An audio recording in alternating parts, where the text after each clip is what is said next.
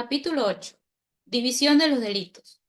Hemos visto que el daño hecho a la sociedad es la verdadera medida de los delitos, verdad palpable como otras y que no necesita para ser descubierta cuadrantes ni telescopios, pues se presenta a primera vista de cualquiera mediano entendimiento, pero que por una maravillosa combinación de circunstancias no ha sido conocida con seguridad cierta, sino de algunos pocos hombres contemplativos de cada nación y de cada siglo.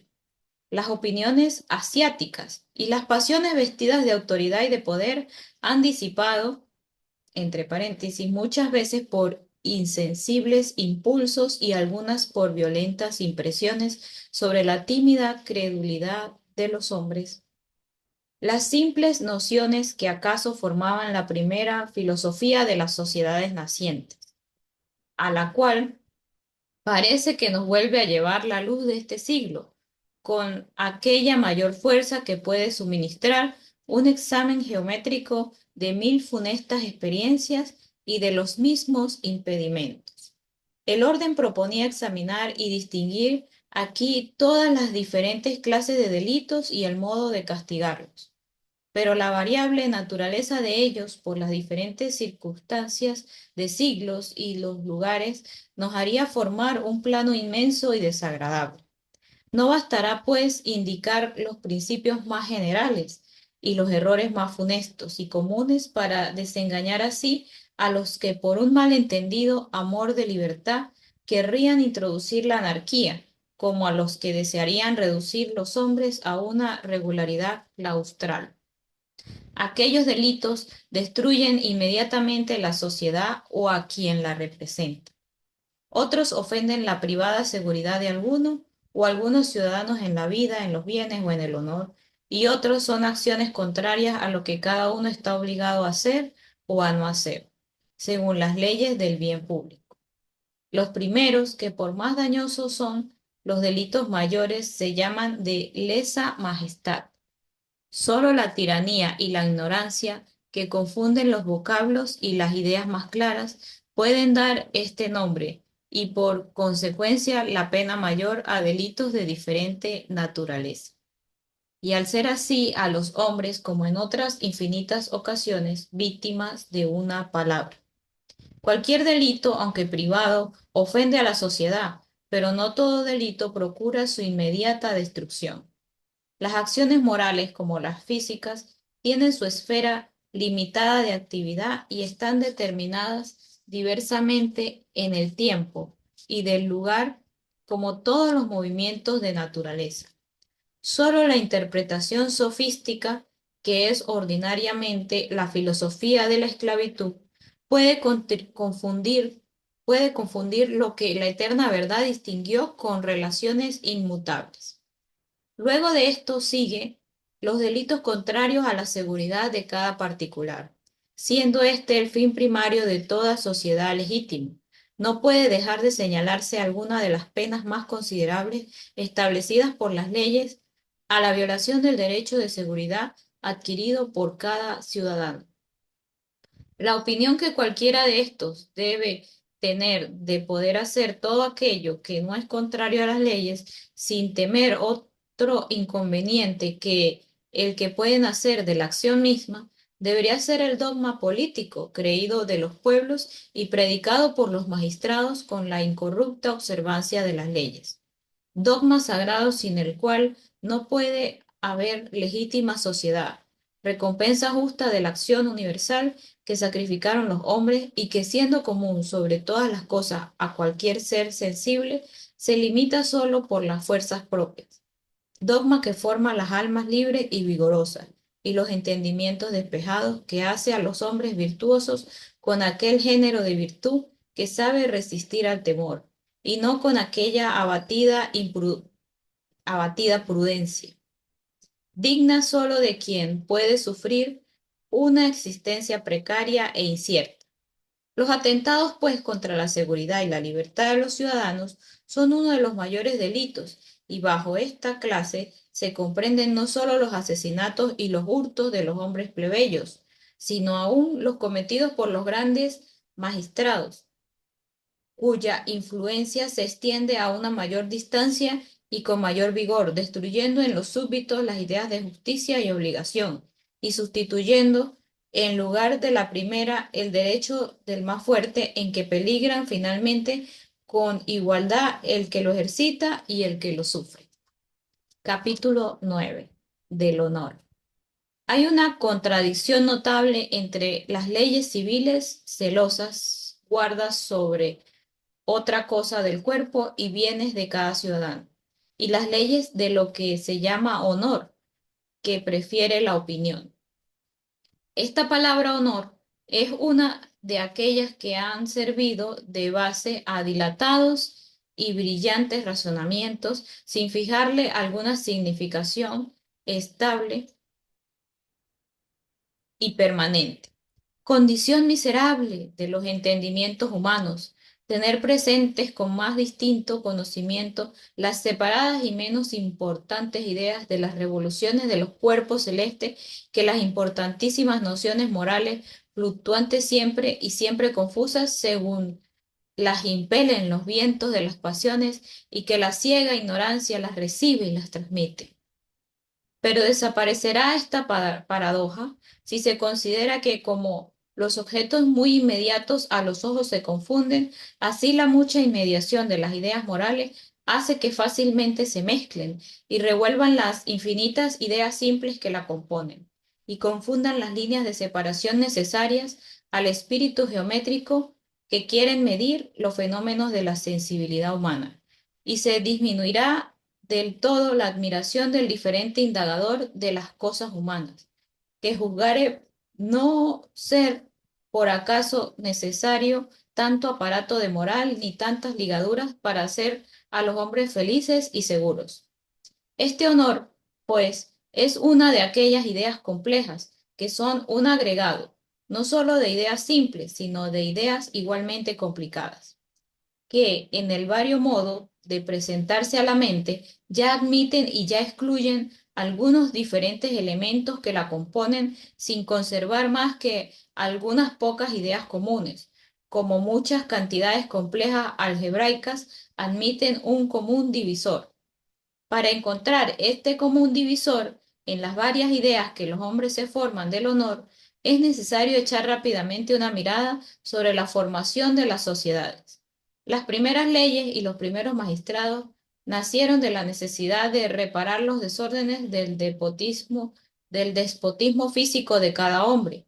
Este fue el fin principal de la sociedad, y este fin primario se ha conservado siempre, realmente o en apariencia a la cabeza de todos los códices, aun de los que le destruyen, pero la inmediación de los hombres y el progreso de sus conocimientos han hecho nacer una infinita serie de acciones y necesidades recíprocas de los unos para los otros, siempre superiores a la providencia de las leyes, inferiores al actual poder de cada uno. Desde esta época comenzó el despotismo de la opinión, que era el único medio de obtener de los otros aquellos bienes y separar de sí los males, a que no era suficiente la misma providencia de las leyes. Y la opinión es la que atormenta al sabio y al ignorante, la que ha dado crédito a la apariencia de la virtud más allá de la virtud misma, la que hace parecer misionero aún al más malvado porque encuentra en ello su propio interés. Hiciéronse por esto los sufragios de los hombres no solo útiles, pero aún necesarios para no quedar por bajo del nivel común. Por esto, si el ambicioso la conquista como útiles, si el vano va mendigándolas como testimonios del propio mérito, se ve al hombre honesto exigirlos como necesarios. Este honor es una condición de muchísimos, incluyen, es una condición que muchísimos incluyen en la propia existencia. Nacido después de la formación de la sociedad, no pudo ser puesto en el depósito común. Antes, es una instantánea vuelta al estado natural y una sustracción momentánea de la propia persona para con las leyes, que en aquel caso no defienden suficientemente aún a la ciudadanía. Por esto, en el estado de extrema libertad política y en el de extrema perdón, Por esto, en el estado de extrema libertad política y en el de extrema dependencia, desaparecen las ideas del honor o se confunden perfectamente con otras, porque en el primero el despotismo de las leyes hace inútil la solicitud de los sufragios de otros, en el segundo porque en el despotismo de los hombres, anulando la existencia civil, los reduce a una personalidad precaria y momentánea. El honor es, pues, uno de los principios fundamentales de aquellas monarquías que son un despotismo disminuido, y en ellas es lo que las revoluciones en los estados despóticos, un momento de retrotracción al estado de naturaleza y un recuerdo y un patrón de la igualdad antigua. Capítulo 10. De los duelos. La necesidad de los sufragios de los otros hizo nacer los duelos privados, que tuvieron luego su origen en la anarquía de las leyes. Se pretende que fueron desconocidos en la antigüedad, acaso porque los antiguos no se juntaban sospechosamente armados en los templos, en los teatros y con los amigos. Acaso porque el duelo era un espectáculo ordinario y común que los gladiadores esclavos y envilecidos daban al pueblo, y los hombres libres se desdeñaban de ser creídos y llamados gladiadores con los particulares desafíos. En vano, los decretos de muerte contra cualquiera que acepta el duelo ha procurado extirpar esta costumbre, que tiene su fundamento en aquello que algunos hombres temen más que la muerte, porque el hombre de honor, privándolo de los sufragios de los otros, se prevé expuesto a una vida meramente solitaria, estado insufrible para un hombre sociable, o bien al ser el blanco de insultos y de la infamia que con su repetida acción exceden al peligro de la pena. ¿Por qué motivo el vulgo no tiene por lo común desafíos como la nobleza? No solo porque está desarmado, sino también porque la necesidad de los sufragios es menos común en la plebe que en los nobles, que estando en lugar más elevado se miran con mayores celos y sospechas. No es inútil repetir lo que otros han escrito, esto es, que el mejor método de precaver este delito es castigar al agresor, entiéndase al que ha dado la ocasión para el duelo, declarando inocente al que sin culpa suya se vio precisado a defender lo que las leyes actuales no aseguran, que es la opinión, mostrando a sus ciudadanos que él teme solo a las leyes y no a los hombres. Capítulo 11. De la tranquilidad pública. Finalmente, entre los delitos de la tercera especie se cuentan particularmente los que turban la tranquilidad pública y la quietud de los ciudadanos, como los estrépitos, desórdenes en los caminos públicos destinados al comercio y paso a los ciudadanos, como los sermones fanáticos que excitan las pasiones fáciles de la curiosa muchedumbre que toman fuerza con la frecuencia de los oyentes y más del entusiasmo oscuro y misterioso que de la razón clara y tranquila, pues ésta nunca obra sobre una gran masa de hombres. La noche iluminada, a expensas públicas, los guardias distribuidos en diferentes cuarteles de la ciudad, los morales y simples discursos de la religión, reservados al silencio y a la sagrada tranquilidad de los templos, protegidos de la autoridad pública, las arengas destinadas a sostener los intereses públicos o privados en las juntas de la nación, ya sean en el Parlamento, ya en donde resida la majestad del soberano, son los medios eficaces para prevenir la peligrosa fermentación de las pasiones populares. Estos forman un ramo principal que debe cuidar la vigilancia del magistrado, que los franceses llaman de la policía. Pero si este magistrado obrase con leyes arbitrarias y no establecidas en un códice que gire entre las manos de todos los ciudadanos, se abre una puerta a la tiranía, que siempre rodea los confines de la voluntad política. Yo no encuentro excepción alguna en este axioma general. Cada ciudadano debe saber cuándo es reo y cuándo es inocente. Si los censores o magistrados arbitrarios son por lo común necesarios en cualquier gobierno, nace esto de la flaqueza de su constitución y no de la naturaleza de uno bien organizado. La incertidumbre de la propia suerte ha sacrificado más víctimas a la oscura tiranía que la crueldad pública y solemne. Amotina más que envilece los ánimos. El verdadero tirano empieza siempre reinando sobre la opinión, porque ésta se apodera del esfuerzo que solo puede resplandecer en la clara luz de la verdad, o en el fuego de las pasiones, o en la ignorancia del peligro. Pero, ¿cuáles serán las penas que convengan a estos delitos? La muerte es una pena verdaderamente útil y necesaria para la seguridad y el buen orden de la sociedad. ¿Son justos los tormentos y la tortura? ¿Conducen al fin que las leyes se proponen? ¿Cuál es la mejor manera de reprimir los delitos? ¿Son las mismas penas igualmente inútiles en todos los tiempos? ¿Cuál es su influencia sobre las costumbres? Todos estos problemas merecen ser resueltos con aquella precisión a quien no puede resistir ni la niebla de los sofismas, ni la elocuencia seductora, ni la duda temerosa. Me tendré por afortunado, aunque no tenga otro mérito, más que el de haber presentado el primero en Italia con alguna mayor evidencia, lo que otras naciones se han atrevido a escribir y empiezan a practicar. Pero si, sosteniendo los derechos de la humanidad y de la verdad invencible, contribuyese a arrancar de los dolores y angustia de la muerte a alguna víctima infeliz de la tiranía o de la ignorancia, igualmente fatal, las bendiciones y las lágrimas de un solo inocente me consolarían del desprecio del resto de los hombres. Capítulo 12. Fin de las penas. Fin de las penas. Consideradas simplemente las verdades hasta aquí expuestas, es evidente que el fin de las penas no es atormentar y afligir a un ente sensible, ni deshacer un delito ya cometido. Se podrá en un cuerpo político que, bien lejos de obrar compasión, es el tranquilo moderador de las pasiones particulares, se podrá, repito, abrigar esta crueldad inútil, instrumento del furor y del fanatismo o de los débiles tiranos. Los alaridos de un infeliz revocan acaso del tiempo que no vuelve las acciones ya consumadas.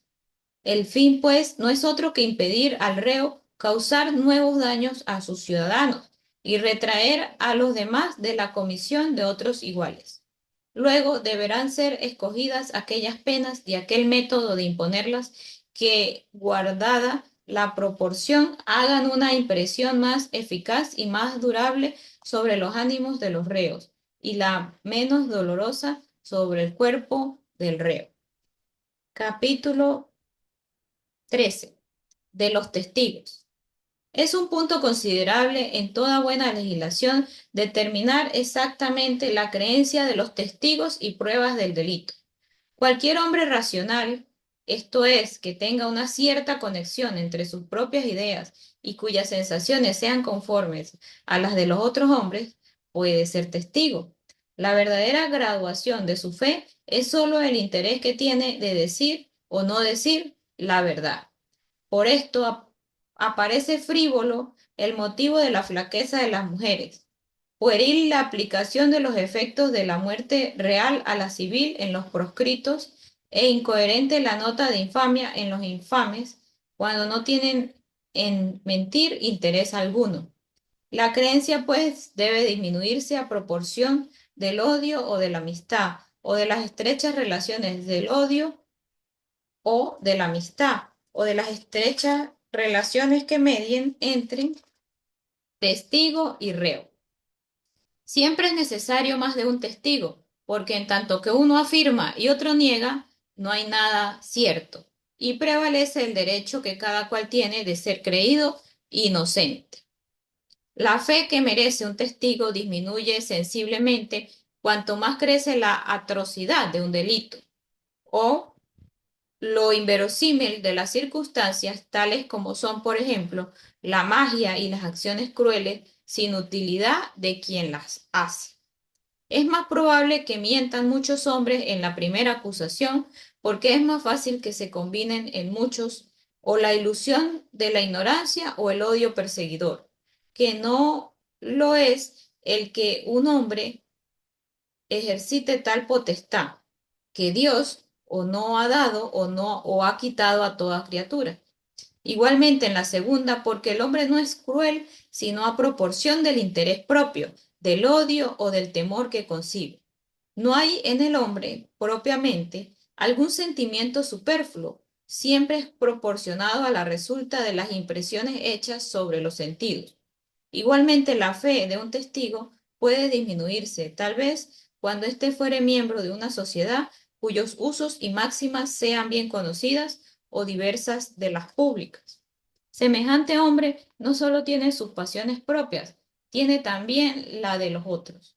Finalmente, en casi ninguna la creencia que debe darse a un testigo cuando el delito que se averigua consiste en palabras, porque el tono, el gesto, todo lo que precede a lo que sigue las diferentes ideas que los hombres dan a las mismas palabras, las alteran y modifican, de tal manera que es casi imposible repetirlas tales precisamente cuales fueron dichas.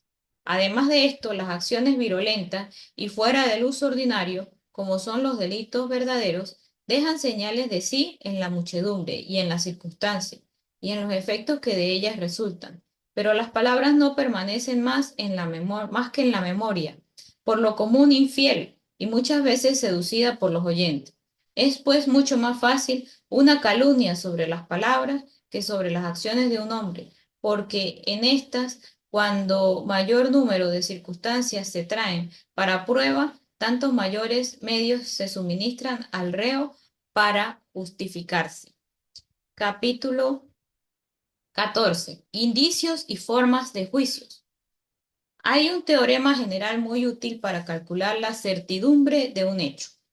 Por ejemplo, la fuerza de los indicios de un delito. Cuando las pruebas del hecho son dependientes la una de la otra, esto es, cuando los indicios no se prueban sino entre sí mismos, cuanto mayores pruebas se traen, tanto menor es la probabilidad de él, porque los accidentes que harían faltar a las pruebas antecedentes hacen faltar las consiguientes. Cuando las pruebas de un hecho dependen todas igualmente de una sola, el número de ellas no aumenta ni disminuye la probabilidad del hecho, porque todo su valor se resuelve en el valor de aquella sola de quien depende. Cuando las pruebas son independientes la una de la otra, esto es, cuando los indicios se prueban de otra parte, no de sí mismo, cuanto mayores pruebas se traen, tanto mayor crece la probabilidad del hecho, porque la falacia de una prueba no influye sobre la otra. Hablo de probabilidad en materia de delitos que para merecer penas deben ser ciertos. Esta, que parece paradoja, desaparecerá al que considere que rigurosamente la certeza moral no es más que una probabilidad, pero probabilidad tal que se llama certeza, porque todo hombre de buen sentido consciente en ello necesariamente por una costumbre nacida en la precisión de obrar y anterior a toda especulación. La certeza que se requiere para asegurar a un hombre reo es aquella que determina a cualquiera en las operaciones más importantes de la vida. Pueden distinguirse las pruebas de un delito en perfectas e imperfectas. Llámese perfectas a las que excluyen la posibilidad de que un tal hombre no sea reo, e imperfectas a las que no lo excluyen. De las primeras, una sola aún es suficiente para la condenación. De las segundas son necesarias tantas cuantas basten a formar una perfecta. Vale tanto como decir, si por cada una de estas en particular es posible que no sea reo por la reunión de todas en un mismo sujeto, es imposible que no lo sea. Nótese que las pruebas imperfectas, como las que el reo puede justificarse y no lo hace, según está obligado, se hacen perfectas. Pero esta certeza moral de pruebas es más fácil conocerla que exactamente definirla.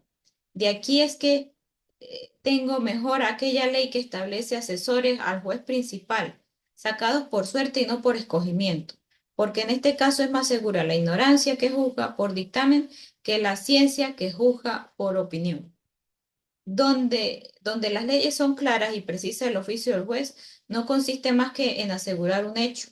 Si en buscar las pruebas de un delito se requiere habilidad y destreza, si en el presentar lo que de él resulta es necesario claridad y precisión, para juzgar el resultado mismo no se requiere más que un simple y ordinario buen sentido, menos falaz que el saber de un juez acostumbrado a querer encontrar reos. y que todo lo reduce a un sistema de antojos recibido de sus estudios.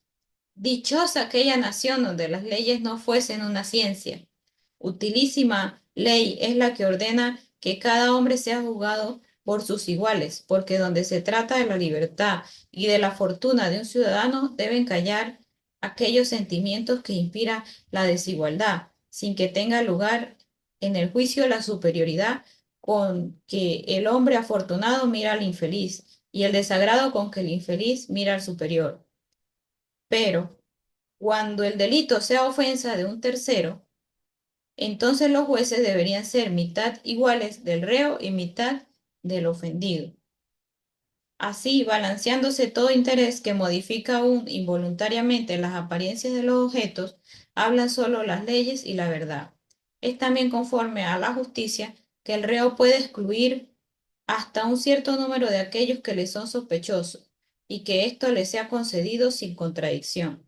Parecerá entonces que el reo se condena a sí mismo. Sean públicos los juicios y públicas las pruebas del delito, para que la opinión, que acaso es solo cimiento de la sociedad, imponga un freno a la fuerza y a las pasiones, para que el pueblo diga, nosotros no somos esclavos, sino defendidos. Dictamen que inspira esfuerzo y equivale a un tributo para que el soberano que entiende, equivale a un tributo para un soberano que entiende sus verdaderos intereses. No añadiré otros requisitos y cautelas que piden semejantes instituciones. Nada habría dicho si fuese necesario decirlo todo. Capítulo 15. Acusaciones secretas. Evidentes pero consagrados desórdenes son las acusaciones secretas y en muchas ocasiones admitidos como necesarios por la flaqueza de la Constitución. Semejante costumbre hace a los hombres falsos y dobles. Cualquiera que puede sospechar ver en el otro un delator, ve un enemigo en él. Entonces los hombres se acostumbran a enmascarar sus propios sentimientos y con el uso de esconderlos a sí mismos, infelices cuando han arribado a este punto sin principios claros que los guíen, vagan desmayados y fluctuantes por el vasto mar de las opiniones, pensando siempre en salvarse de los monstruos que los amenazan. Pasan el momento presente, la amargura que les ocasiona la incertidumbre del futuro. Privados de los durables placeres de la tranquilidad y seguridad, apenas algunos pocos de estos placeres repartidos en varias temporadas de su triste vida y devotados con prisa y con desorden, los consuelan de haber vivido. Y de estos hombres haremos nosotros los intrépidos soldados defensores de la patria y del trono. Y entre estos encontramos los magistrados incorruptos, que con libre y patriótica elocuencia sostengan y desenvuelvan los verdaderos intereses del soberano, que lleven al trono con los tributos, el amor y las bendiciones de todas las clases de hombres, y con estos vuelvan a las casas y campañas la paz, la seguridad y la esperanza industriosa de mejor suerte, útil fermento y vida de los estados. ¿Quién puede defenderse de la calumnia cuando está armada del secreto escudo, el más fuerte de la tiranía? ¿Qué género de gobierno es aquel donde el que manda sospecha en cada súbdito un enemigo y se ve obligado por el reposo público a dejar sin él a los particulares? ¿Cuáles son los motivos con que se justifican las acusaciones y penas secretas? La salud pública, la seguridad y la conservación de la forma de gobierno. Pero qué extraña constitución es aquella donde el que tiene consigo la fuerza y la opinión más eficaz que ella teme a cada ciudadano. Pretende pues la indemnidad del acusador.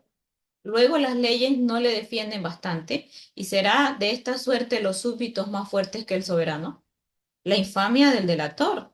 Luego se autoriza la calumnia secreta y se castiga la pública. La naturaleza del delito.